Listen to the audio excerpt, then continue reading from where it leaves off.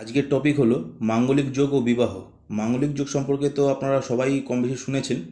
আজকে তার বিশেষ কিছু জিনিস আমি আরও নিয়ে আসছি, যেগুলো কোন কোন ক্ষেত্রে ব্যতিক্রম হয়, নিশ্চিত শতাংশ কীভাবে বিচার করতে হয়, এবং বিশেষ বিবাহ বিধি যেখানে মাঙ্গলিক এবং অমাঙ্গলিকের মধ্যেও যেখানে বিবাহ সম্ভব, সেগুলো আমি নিয়ে এসেছি আজকে। বোর্ডে দেখবেন একটা বাদিকে চার্ট দেওয়া আছে, মিথুন লগ্ন হিসাবে বিচার করা। লগ্নের উপরে রাইট চিহ্ন লাল কালি দিয়ে দেওয়া রয়েছে, তারপরে 4 নম্বর ঘরে, তারপরে 7 নম্বর ঘরে, তারপরে 8 নম্বর ঘরে, তারপরে 12 নম্বর ঘরে। নিয়ম হচ্ছে মঙ্গল যখন জনমকুণ্ডলিতে 1, 4, 7, 8, 12 ঘরে থাকে তখন মাঙ্গলিক যোগ হয়। তবে বিশেষ কিছু ক্ষেত্রে তার ব্যতিক্রম আছে। কোন ক্ষেত্রে? মঙ্গল যখন 0 ডিগ্রি থেকে 1 ডিগ্রির মধ্যে থাকে, বা 28 ডিগ্রি থেকে 30 ডিগ্রির মধ্যে থাকে কোনো ঘরে, সেক্ষেত্রে মাঙ্গলিক দোষ হয় না।